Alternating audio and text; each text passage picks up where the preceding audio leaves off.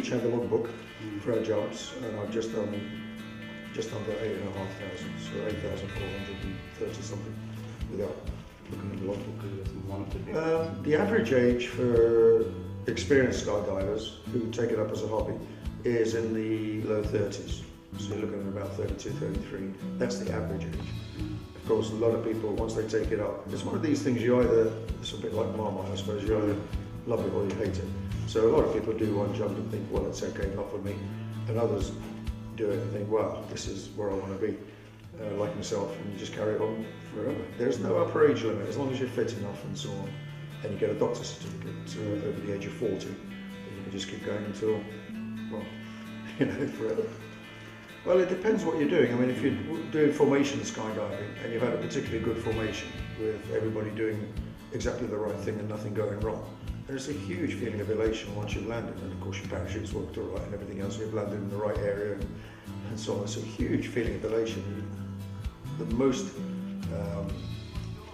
common feeling afterwards is, I just want to get up there and do it again and again and again. You know. Can get a bit of an expensive hobby if you say do 6 jumps a day, which is average, 12 jumps on a weekend. You know, the pennies tend to mount up a bit. So, a tandem jump is where a person comes in off the street, really, no experience whatsoever. We do them in the region of a 20 to 30 minute briefing and a practice on the ground, and we just strap them to us and we go up and jump.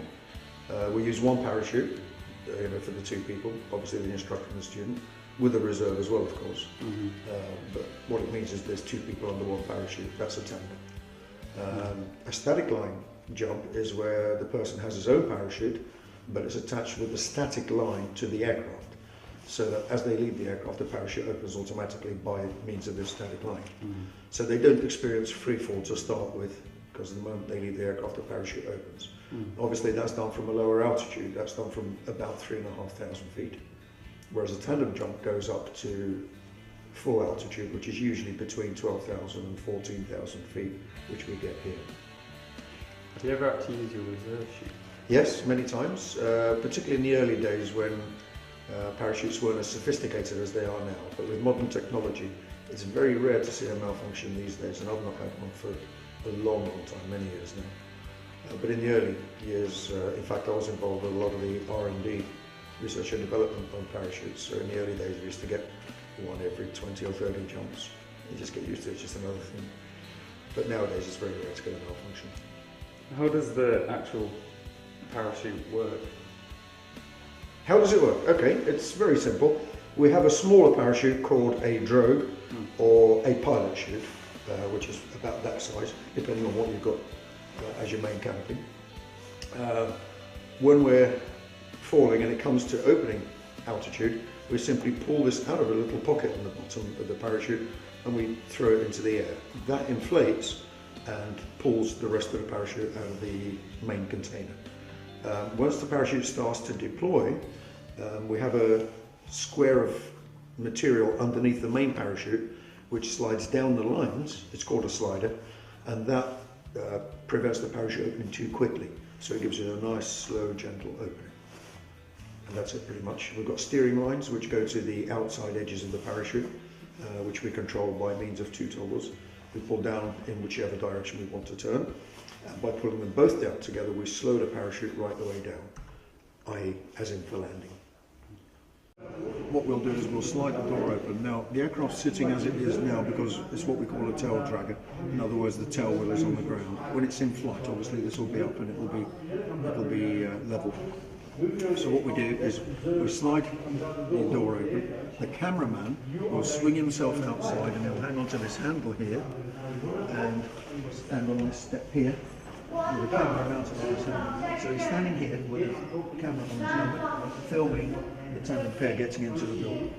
They'll get in the door with their feet outside, sitting on the edge, and they'll give him a nod, and as they leave, he simply drops off and he's filming them as they leave the aircraft. They will deploy a drogue, which slows them down to the speed of the cameraman so he can stay with them, and he will fall with them until opening time. When the tandem parachute opens at 5,000 feet, he'll carry on down to 3,500 feet where he will open his parachute, and obviously he's lower than the tandem, so he'll land first, and take his parachute off and be ready for the tandem coming onto land so we can film the landing.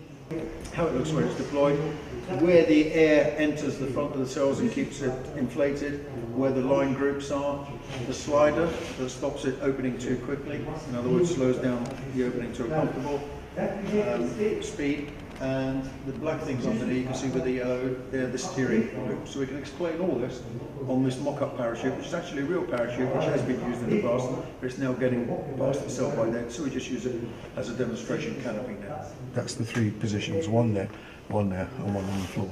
The cameramen, one will sit up there, he'll be the one filming the person down here, and he'll be the last to leave the aircraft. There'll be one sitting here, filming that person, and there'll be one sitting on the bench in between the two. He'll be the one filming the guys on the floor, so he'll be the first out. My very first jump, I was very, very frightened, I really was. I didn't know what to expect. To launch yourself out of a perfectly good aeroplane and trust to a bit of nylon on your back, I thought was just madness. But I wasn't going to back out. A lot of other people were doing it with me, so I gritted my teeth and I went and did it. And I thought, right, thank God that's over. But then came the second one, I thought, oh God, I know what to expect now. So for about the first, I don't know, 15 to 20 jumps, I was very scared and just doing it because I thought I had to. After about 20 jumps or so, that fear tends to recede a little bit and you do it more because of the adrenaline. You know, and then you kind of become an adrenaline junkie really, you know, you just, the more you do it, you know, the more the fear recedes and the more fun it becomes. And after about 50 jumps onwards, really, it's just great fun.